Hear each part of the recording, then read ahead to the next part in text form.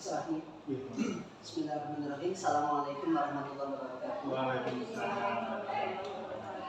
Pada yang menghormati Bapak Agung selaku Kepala SMP Negeri Pelaksanaan, Bu Nini dan Bu Anis dan seluruh. Pada kesempatan pagi hari ini kita mengadakan wawancara dengan Pak Agung terkait dengan bagaimana Pak Agung dalam mengambil keputusan berbasis nilai-nilai kebajikan sekolah pemimpin akan dipatuhi. Dan selama ini Pak Bapak selaku Kepala SMP Pelaksanaan bagaimana mengidentifikasi kasus-kasus yang merupakan dilema etika atau rujukan moral. Ini dan Tuhan ini sebetulnya hal yang biasa terjadi di sekolah, masalah baik itu dilema etika maupun rujukan. Terus sebenarnya disekolahkan sekolah kita ya tentang dilema etika. Guru piket saja itu kan merupakan buat saya dilema etika. Karena apa? Karena ibu itu kalau pagi itu kan kalau suruh piket kan sulit, karena di rumahnya itu kan sudah sibuk dengan dirinya sendiri dan juga keluarga dan anak-anak. Maka harus ada pendekatan. Kita identifikasi dulu kenapa kok tidak berangkat pagi menyambut anak-anak. Yang kedua, kenapa kok tidak melaksanakan tugas. Kadang-kadang saya keliling itu malah yang saya tahu itu malah kepala sekolahnya lebih tahu yang pasang siapa daripada dulu. Padahal tidak demikian. Nah, itu kita identifikasi kenapa itu terjadi. Pertama, ya biasanya kan memang saya panggil kenapa kok bisa ikut tiket dan sebagainya ya karena biasa alasan masuk tadi ya karena kalau pagi memang sibuk. Yang kedua ya. Nah, kemudian setelah kita identifikasi seperti itu masalah setidaknya kepala sekolah itu memilih apa ya seperti gua sih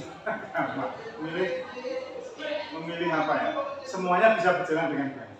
Kadang-kadang kepala sekolah itu mengambil garis tengah, istilahnya mengalah dalam tanda pun monggo di rumah juga penting, di sekolah juga penting, tetap laksanakan walaupun tidak bicara 6:30, setidaknya tetap jenengan rawuh anak kelihatan sehingga jenengan itu melaksanakan tugas kita.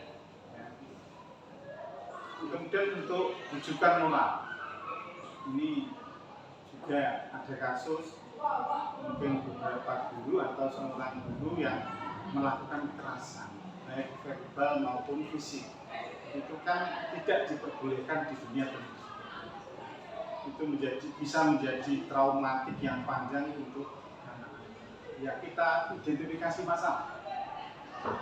Biasanya guru-guru yang melaksanakan kekerasan tersebut itu biasanya mempunyai problem dari rumah. Biasanya punya problem dari masalah keluarga. Nah, karena ada tekanan yang luar biasa dalam jiwanya, dalam dirinya, sehingga kadang-kadang anak-anak itu menjadi pelampiasan. Itu penyelesaian. Ini sampai penyelesaian ya. Nah, penyelesaian itu sudah kami panggil, kemudian kami ajak bicara dari hati ke hati masalahnya. Kemudian kepala sekolah minta meminimalisir adanya kejadian kekerasan baik verbal maupun fisik. Kepala sekolah juga harus memahami kondisi jiwa guru tersebut. Di satu sisi regulasi dan untuk perlindungan anak harus kita perbaiki. Ini masalah Ais, mungkin jawaban saya kurang pas ngaku ini. Bagaimana kemudian Bapak menjalankan pengambilan keputusan sama dengan dua hal tadi, yang pertama tentang tiket, terus kedua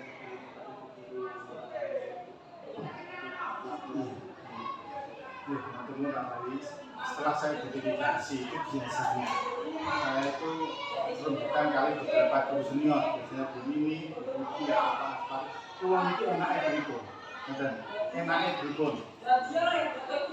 Karena kadang-kadang kepala sekolah itu informasinya kadang tidak bisa menyeluruh. memang perlu informasi yang lain dari teman-teman guru, terutama guru yang senior. Dan dengan kerjasama tersebut akhirnya kepala sekolah mendapatkan tambahan informasi sehingga dapat mengidentifikasi masalah. Kalau identifikasi masalahnya tepat, insya Allah dengan rembukan dan teman-teman kemudian dengan penyelesaiannya juga akan nanti ya Pak, ini memang seperti itu.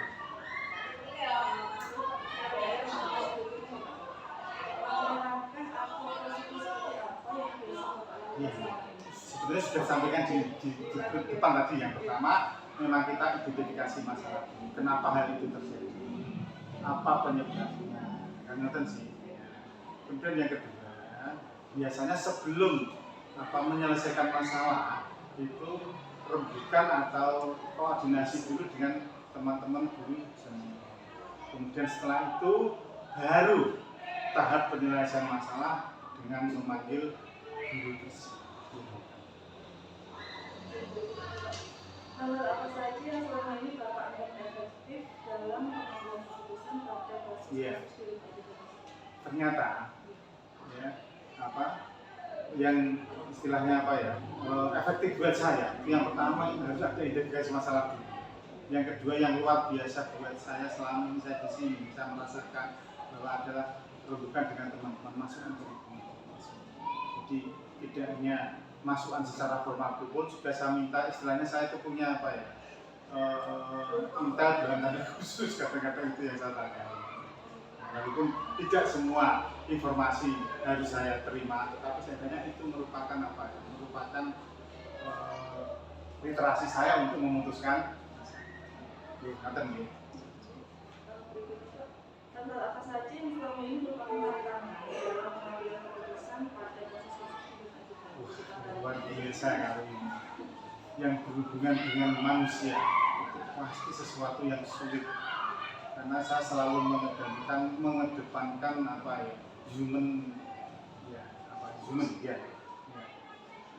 humanisme selalu saya kedepankan. Jadi kadang-kadang antara ada benturan terutama di hati saya sendiri antara perasaan dan juga regulasi. Padahal sebetulnya kepala sekolah itu tidak boleh mencampur adukan itu regulasi, perasaan. Tetapi karena yang kita hadapi manusia yang punya perasaan juga, punya pemikiran, punya pendapat, maka itu kadang saya campur-campur. Apakah saya tidak tahu apakah ini benar atau enggak? Dan kadang-kadang saya merasa sendiri bahwa dalam penyelesaian itu terkadang saya merasa penyelesaian saya itu lambat, tidak bisa tasdis.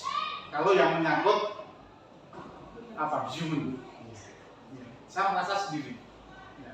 Tapi itu untuk demi kebaikan, karena saya tidak ingin nanti ada sing saya sakiti, tidak ada akses selanjutnya.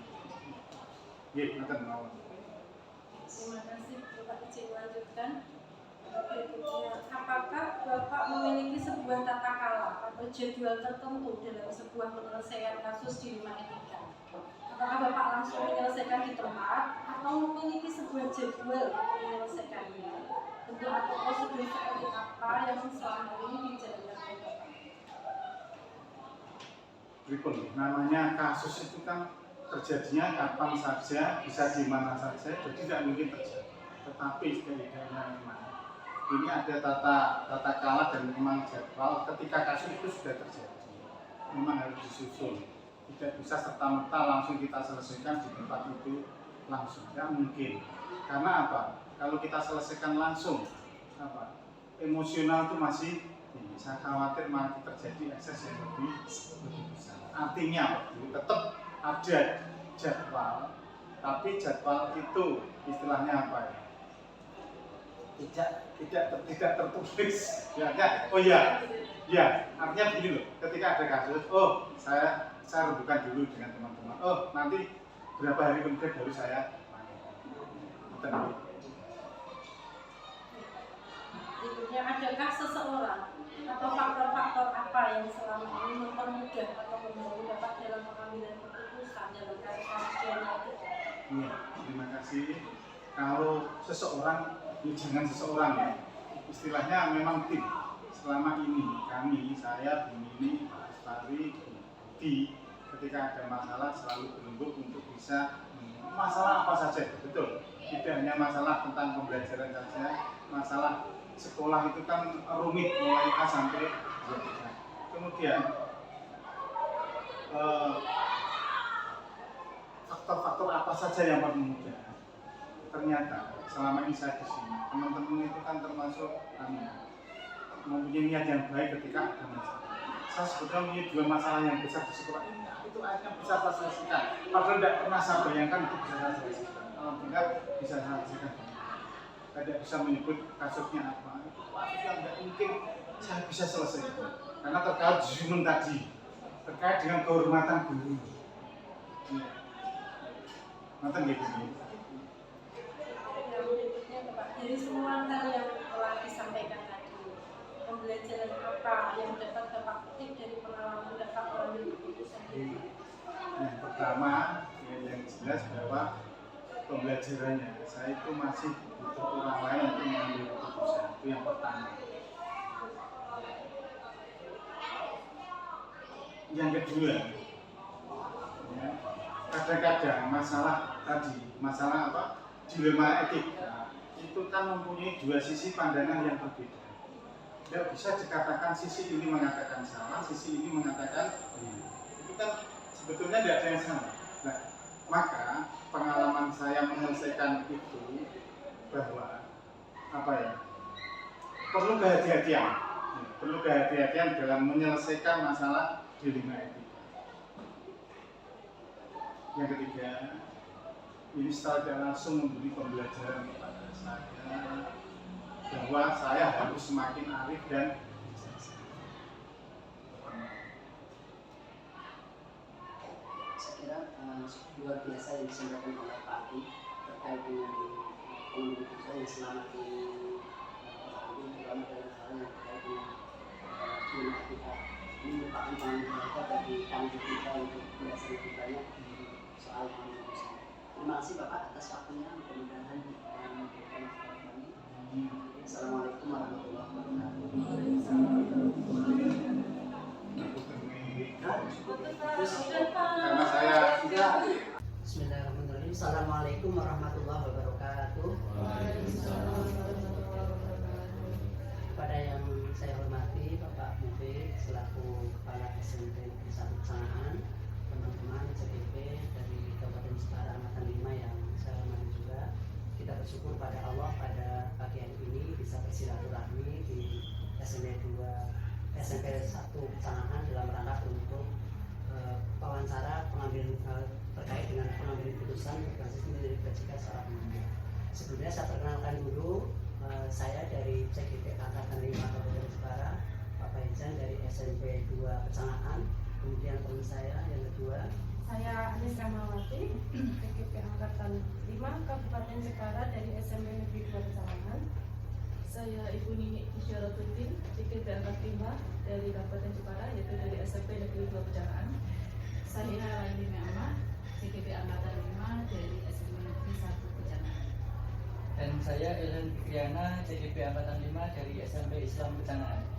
ya, kami berlima silaturahmi ke Bapak Mufid selaku Kepala SMP Negeri 1 Pesangan akan mohon izin akan melakukan wawancara terkait dengan pengambilan keputusan berbasis nilai kebajikan seorang pemimpin.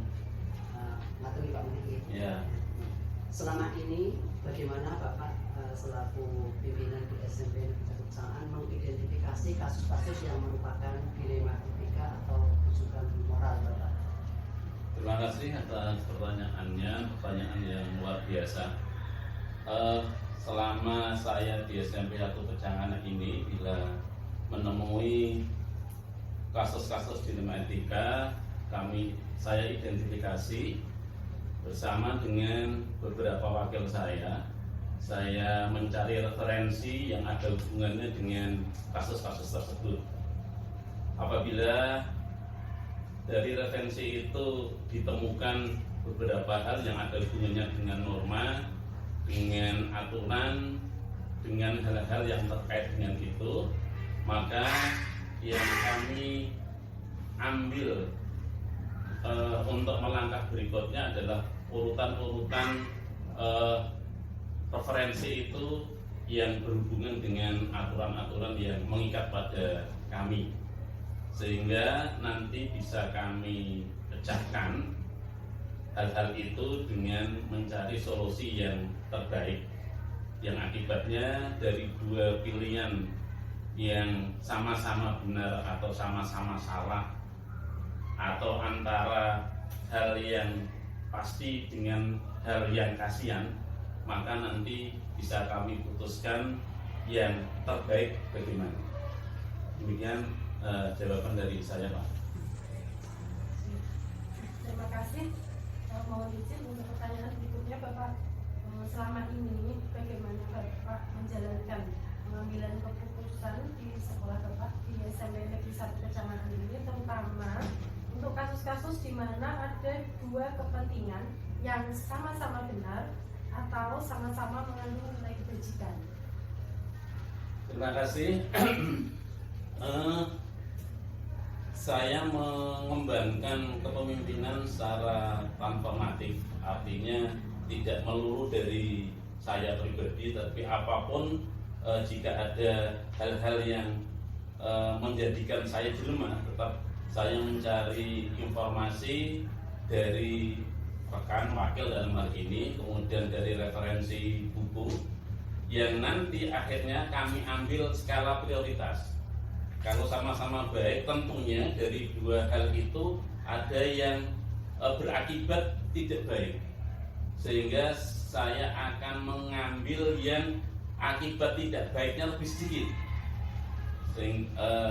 Jadi skala prioritas mana yang lebih sedikit dampak negatifnya itu yang kami ambil, sehingga nanti sama-sama bisa berjalan dengan baik. Misalnya begini, contoh, ada seorang guru yang izin karena ada saudaranya yang punya kerja, kemudian dia atau beliau punya tugas di kelas, maka keputusan yang saya ambil, kalau memang benar-benar tidak bisa meninggalkan yang di rumah, karena nanti terjadi setelah tidak datang itu ada hal-hal yang kurang baik, maka kelas bisa diberi tugas dan dititipkan pada guru piket.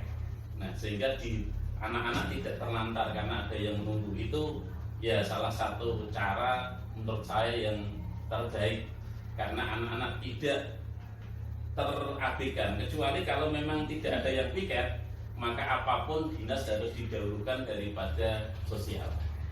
Demikian, terima kasih. Terima kasih Bapak. Saya lanjutkan ya Bapak ini untuk pertanyaan berikutnya, yaitu langkah-langkah atau prosedur seperti apa yang biasa Bapak lakukan selama ini? Langkah-langkah yang saya ambil, yang pertama itu masalah bersumber dari siapa. Kemudian yang kedua, saya mencari fakta dari masalah yang disampaikan. Pengambilan keputusan saya nanti saya ambil dari beberapa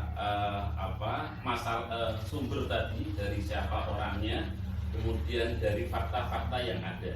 Sebisa mungkin pengambilan keputusan saya itu prosedurnya ya memang itu siapa orangnya, waktu kapan terjadi, kemudian faktanya bagaimana, saya ambil dari beberapa sumber yang kalau dalam istilah hadis itu mutawatir atau hadis sahih, sehingga nanti pengambilan keputusan bisa benar-benar tepat.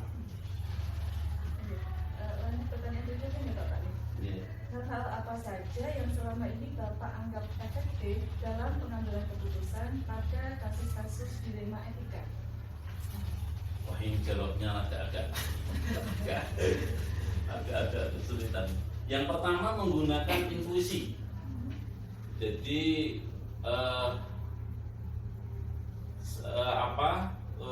kata hati saya bagaimana? Jadi kata hati saya itu bagaimana? Kemudian kata hati itu menurut orang pintar kan nggak pernah berbohong. Jadi benar. Kemudian kami sinkronkan dengan aturan-aturan yang ada, terlebih aturan-aturan yang ada di agama. Kalau saya temukan masalah itu dan ada pemecahan dengan aturan-aturan agama, insya Allah tidak akan salah dalam pengambilan keputusan. Kemudian yang ketiga, baru masukan-masukan dari rekan-rekan sejawat, dalam hal ini adalah kepala-kepala sekolah yang lain. Terus kemudian berikutnya baru pada rekan-rekan yang tahu persis terkait dengan masalah tersebut. Ya, seperti itu.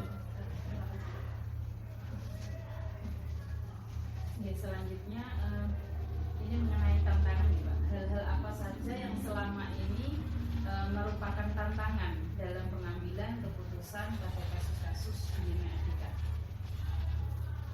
Tantangan yang terberat itu dirasa. Jadi dirasa sebagai orang Jawa itu ada rasa rikoh pakai ketika harus memberi keputusan atau mengambil keputusan yang sudah ada hubungan rasa. Misalnya dengan teman-teman sejawat. Ini mau ditegakkan aturan yang ada, rasanya berat karena demi hati kepala sekolah terus lebih diri itu salah satu contoh dirasa itu. Yang kedua, kekurang pahaman atau kekurang pengertian dari yang berkasus itu, sehingga sekalipun keputusan yang sudah saya ambil itu benar, tetapi karena yang mendapat keputusan itu belum tahu, akhirnya dianggap salah. Nah, jadi dua hal itu yang menjadi tantangan berat dari saya ketika mengambil keputusan yang terkait dengan dilema etika. Selanjutnya, apakah Bapak memiliki sebuah tata kala atau jadwal tertentu dalam sebuah penyelesaian kasus dilema etika? Apakah Bapak langsung menyelesaikan di tempat atau memiliki sebuah jadwal untuk menyelesaikannya? Bentuk atau prosedur seperti apa ini jalankan? Tergantung dari kasusnya. Kalau memang kasusnya tidak begitu memberatkan dan saya bisa mengambil keputusan langsung saya putuskan pada saat itu. Tetapi kalau memang kasusnya itu berkaitan dengan banyak orang dan sulit kami putuskan saat itu, maka saya harus menunda keputusan itu beberapa saat, mungkin jam atau 2 jam atau sehari 2 hari, sehingga nanti baru kalau seperti depan tadi fakta sudah banyak yang masuk, referensi sudah ada, aturan-aturan sudah bisa terkuasai, maka baru kami putuskan. Jadi sekali lagi jawaban dari pertanyaan itu tergantung pada kasusnya. Kalau kasusnya bisa diputuskan saat itu, saya putuskan saat itu. Tapi kalau kasusnya memang perlu masukan-masukan yang banyak dari sekian sumber, maka akan kami undur sesuai dengan kesiapan dari dasar pengambilan keputusan.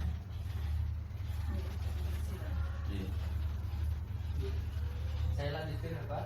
Adakah seseorang atau faktor-faktor apa yang selama ini mempermudah atau membantu Bapak dalam pengambilan keputusan dalam kasus-kasus dilema etika? Terima kasih. Faktor-faktor yang membantu itu yang pertama pengalaman pribadi itu sangat membantu, karena dengan pengalaman itu kita sudah punya langkah-langkah atau cara-cara untuk memutuskan suatu masalah. Artinya begini, suatu saat misalnya masalah itu yang ditanyakan Pak sudah pernah. Nah, ternyata dulu ketika kami mengambil keputusan itu kurang berhasil, maka bisa kami ambil cara yang lain. Tetapi kalau misalnya berhasil, sudah ini caranya seperti ini, diusahakan seperti ini. Kemudian yang kedua adalah pengetahuan tentunya, pengetahuan yang terkait dengan hal-hal itu. Dan yang ketiga adalah ya rekan-rekan tadi, rekan-rekan yang bisa membantu permasalahan yang ada. Itu yang beberapa yang bisa mempermudah, sehingga memang kita perlu banyak punya teman ya, punya teman. Kalau ada sesuatu kita bisa sharing terkait hal itu. Pertanyaan terakhir Bapak, dari Alhamdulillah.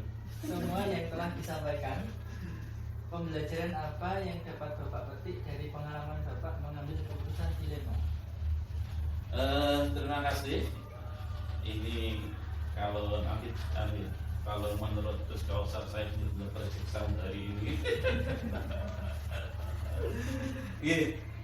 Dari semua yang sudah kami sampaikan, kemudian pembelajaran yang bisa saya ambil, yang pertama, di setiap kehidupan itu pasti ada tantangan, pasti ada tantangan, dan tantangan itu bisa bermacam-macam.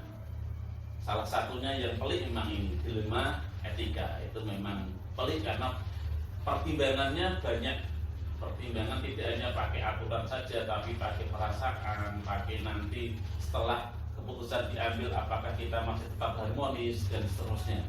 Sehingga pembelajaran yang bisa saya dapatkan, bisa saya petik dari pengambilan keputusan itu, kita memang harus hati-hati dalam pengambilan keputusan terkait dengan dilema etika ini. Kemudian sebisa mungkin kita atau kami ya sebagai pemimpin itu memang harus banyak referensi, banyak pengetahuan, kemudian tidak sungkan-sungkan mencari cara pemecahan solusi pada yang lain.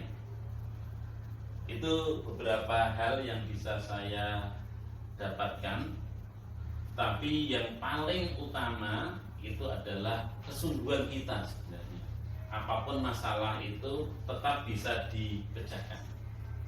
Jadi apalagi dalam hal kebaikan, kita semuanya muslim ya. Semua muslim itu, ini yang sering saya sampaikan pada teman-teman bahwa Allah sudah memberi janji kepada kita, waladina jahadu fina lanahdiyannahum subulana. Jadi Allah berjanji kepada kita, orang-orang memberi kabar ya, orang-orang yang bersungguh-sungguh di dalam jalan, dalam hal ini adalah dalam hal kebaikan, maka cekti mesti, cekti mesti itu berarti pasti apa ya? Cekti mesti bahasa Indonesia juga sudah pasti ya, sudah pasti Allah akan, itu ada non tasdid menurut Pak Faiz itu menyangatkan ya, ada li itu juga menyangatkan, ada non tasdid itu menyangatkan, sudah pasti Allah akan memberi beberapa jalan, tidak hanya satu jalan tapi beberapa jalan. Sehingga untuk panjenengan semua di CGP itu juga banyak masalah ya, juga masalah tentunya terutama waktu, kesibukan dan seterusnya. Tetapi ingat, itu di jalan yang baik dan pasti Allah akan memberi beberapa jalan untuk menempuh atau menyelesaikan tugas-tugas yang panjenengan ada. Itu terima kasih sudah habis. Masalah saya sudah cukup banyak materi-materi yang disampaikan oleh Bapak Mukid. Ini suatu pengalaman yang berharga bagi kami dari CGP dan kami sampaikan terima kasih banyak. Ya. Setelah itu kami mohon izin untuk kembali ke tempat tugas. Assalamualaikum warahmatullahi wabarakatuh. Waalaikumsalam. Assalamualaikum warahmatullahi wabarakatuh. Waalaikumsalam. Selamat pagi, kami dari CGP Angkatan 5 dari Kabupaten Jepara. Pada pagi hari ini kami akan melaksanakan sebuah praktik wawancara terkait pengambilan keputusan modul 3.1 tugas demonstrasi kontekstual. Di samping saya sudah hadir narasumber ketiga, yaitu Ibu Nurul Zulaiha, SPD MPD. Beliau adalah kepala sekolah dari SMP Wali Songo. Halo, Assalamualaikum. Selamat pagi Bu. Selamat pagi. Pripun kabar Bu? Alhamdulillah. Baik, gimana kabarnya? Alhamdulillah, sehat Bu. Sebelum melakukan wawancara, perkenalkan diri Bu, saya Yaya Fitriana dari SMP Islam Tanah Bu. Dan teman saya Saya Ibu Niki Syaratuddin dari SMP Negeri 2 Jakarta. Saya Aini Muhammad dari SMP Saya Anis Rahmawati dari SMP Negeri 2 Kecamatan. Saya Faizan dari SMP Pelaksanaan. Selamat datang di SMP Bersama Ucapan. Terima kasih Bu. sebelum wawancara kami lakukan, nanti kami berfokus wawancara pada ini Bu, pengambilan keputusan yang bertanggung jawab. Kami di sini melakukan wawancara guna memenuhi tugas kami di LMS modul 3.1 tentang demonstrasi kontekstual Bu. Di sini nanti kami berfokus untuk menggali pengalaman Ibu, pengalaman selama menjadi kepala sekolah. Pasti kami percaya itu dalam perjalanannya ini menemui berbagai macam tantangan, dilema yang harus Ibu putuskan. Nah, di situ nanti kami ingin menggali pengalaman Ibu yang supaya kami harapkan ini bisa menjadikan kami pengalaman, pengetahuan baru di masa mendatang yang mungkin bisa kita gunakan sebagai bekal kami di masa mendatang. Saya dimulai Bu. Untuk pertanyaan pertama Bu, selama ini bagaimana Ibu Nurul dapat mengidentifikasi kasus-kasus yang merupakan dilema etika atau rujukan moral? Ya, selama ini yang terjadi atau mengidentifikasi kasus-kasus yang merupakan dilema etika ya, yang menurut kita itu menurut lembaga betul dan menurut orang yang dalam hal ini melakukan dilema etika itu juga betul. Jadi kita anggapnya sama-sama betul. Mengidentifikasinya seperti itu. Selanjutnya Ibu, selama ini bagaimana Ibu Nurul menjalankan pengambilan keputusan di sekolah, terutama untuk kasus-kasus di mana ada dua kepentingan yang sama-sama benar tadi? Kebetulan kalau di sekolah kami ada dua kasus yang satu berkaitan dengan peserta didik yang satu dengan pendidik. Tapi dia dua-duanya kami biasanya melaksanakan rapat pimpinan untuk tiap apapun yang hubungannya dengan pengambilan kebijakan. Kalau hubungannya dengan guru biasanya kita setelah menyampaikan sebelum saya mengadakan rapat pimpinan saya panggil secara personal dulu. Kita ya bicara dari hati ke hati lah. Setelah itu baru apa yang kita dapat kita sampaikan di pimpinan, kita lakukan ini gimana cara mengatasinya. Dan istilah yang mencoba untuk enaknya gitu ya. Jadi secara kelembagaan dia terpenuhi kewajibannya, tetapi secara personal dia juga terbagi. Tapi untuk yang kasus untuk murid itu juga orang tua kita ajak di sini untuk ngobrol-ngobrol juga dan memberikan di kelas. Jadi paling tidak akan juga kita putuskan akhirnya tidak membawa efek yang ke belakangnya itu tidak mengenakan salah satu pihak. Dimana kita berusaha dua-duanya dapat keputusan yang sama-sama enak. Pertanyaan berikutnya adalah langkah-langkah atau prosedur seperti apa yang biasa Ibu lakukan selama ini? Kalau kebetulan untuk dilema etika, kalau misalkan SOP itu sudah tidak ada aturan khusus karena memang dilema etika itu kan hal-hal yang jarang banget terjadi dan hal-hal yang spesial gitu ya. Kembali lagi ke tadi, sudah tidak ada SOP khusus yang ada tentang kalau misalkan urusannya dengan pendidik memang kita panggil secara personal itu ya aja ngobrol dengan orang tua dan setelah kita konsultasi dengan kita kalau misalkan dengan peserta didik kita konsultasi dengan kita dengan kemudian kita ajarkan kesempatan dan baru kita sampaikan ke wali murid.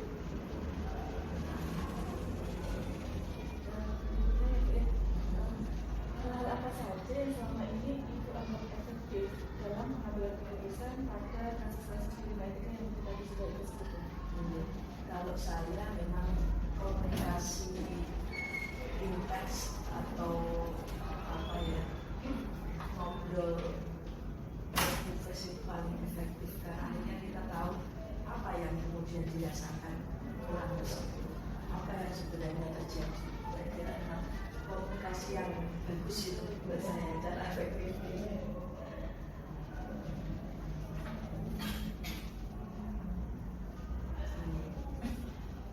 Ayo monggo satu.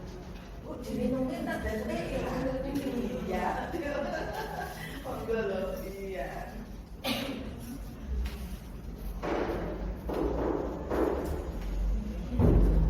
Kita masjid jadi maaf kalau wah enggak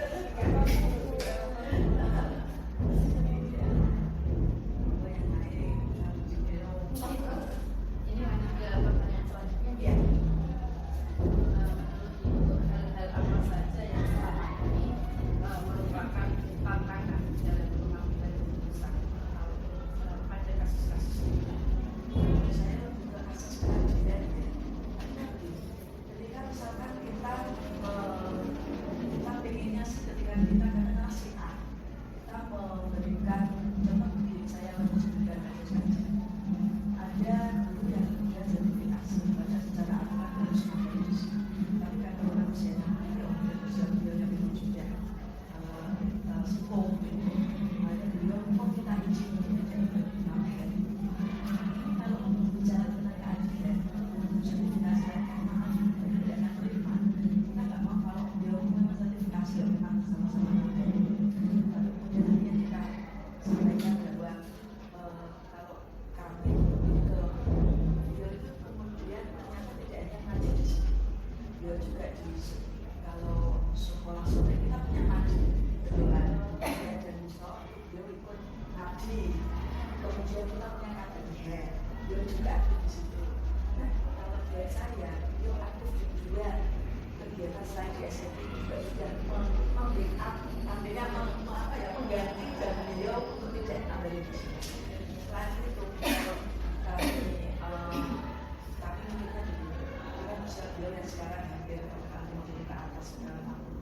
Di masa muda jangan melihat di usianya sekarang.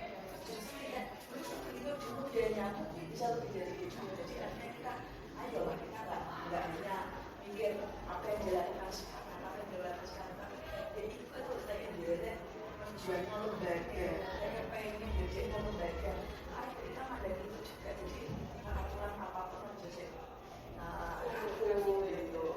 itu sih. Jadi tantangannya lebih ke pesannya kalau teman-teman bilang ya gitu tapi ya kita coba sampaikan dengan alasan-alasan tersebut. Dan alhamdulillah teman-teman insya Allah mau ikut ya. Dan saya coba ini dengan itu di usia muda. Nanti kalau dengan di usia tua pasti juga menyediakan apa yang kami kemudian sampaikan sekarang. Kalau tidak ada mereka itu juga bisa paham. Itu sih karena juga itu tidak saya umit semuanya.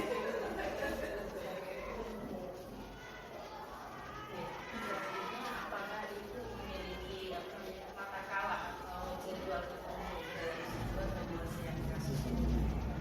Apakah itu langsung menyelesaikan itu cepat atau memiliki sebuah jadwal khusus untuk menyelesaikannya? Untuk apa prosedur seperti apa ini? Sekali lagi kita tidak punya soal diskusi, tapi kalau untuk siswa sekarang ini kami lakukan adalah kita memang punya urutan yang menangani. Kalau untuk siswa lebih ke kelas dulu yang kita kemudian kita kemudian dari kesiswaan dari kemudian ke saya yang mendapatkan kebijakan saya biasanya dapatkan dengan keluarga saya. Kemudian di swasta ini saya punya 4 makam gitu. Jadi kalau nggak salah hanya gitu jadi kami punya 4 makam itu ada makam dinas, makam sastra, makam kurikulum sama makam kesehatan. Dan ada apa gitu. Kalau yang formal atau tempat atau kita buka itulah kalau sekarang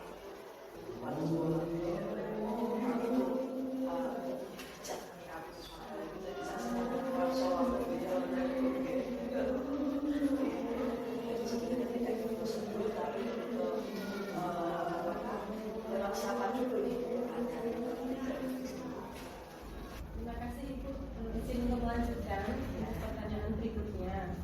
Adakah seseorang atau faktor-faktor apa yang selama ini mempermudah atau membantu Ibu dalam mengambil keputusan dalam kasus-kasus dilema etika?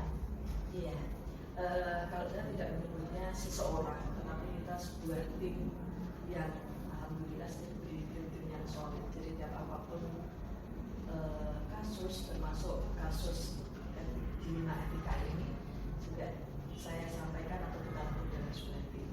Dan untuk teman-teman guru yang lainnya, kenapa akhirnya kita menyampaikannya juga tidak terlalu sulit, tidak terlalu banyak menjelaskan, karena kita mulai setiap pagi di sini kita ada briefing pagi.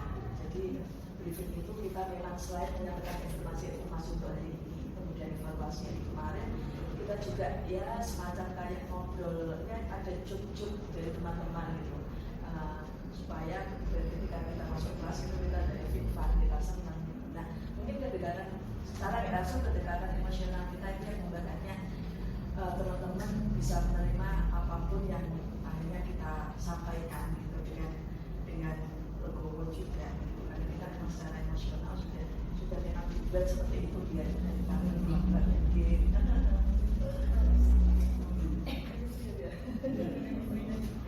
Baik Ibu, saya lanjutkan. ya Pak. Dari semua tadi yang disampaikan oleh awal tentang pengambil keputusan dilema, kira-kira pembelajaran apa yang menurut Ibu dapat bisa dipetik dari pengalaman Ibu dalam mengambil keputusan dilema tersebut? Dan pasti artinya kemudian mengajarkan saya untuk tidak gegabah mengambil keputusan.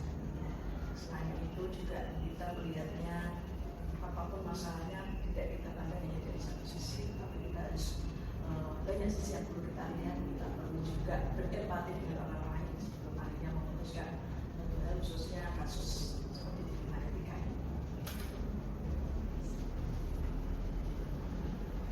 Terima kasih Bu.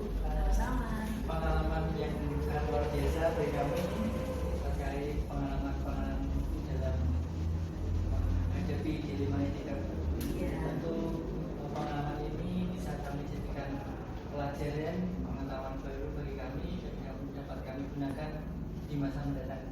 Iya, terima kasih juga kedatangannya guru-guru penggerak. Semoga aura semangatnya, aura positifnya pertama nih melatih saya, tapi nanti saya tularkan ke guru-guru yang biar ikut mengikuti jejak panjenengan sedaya.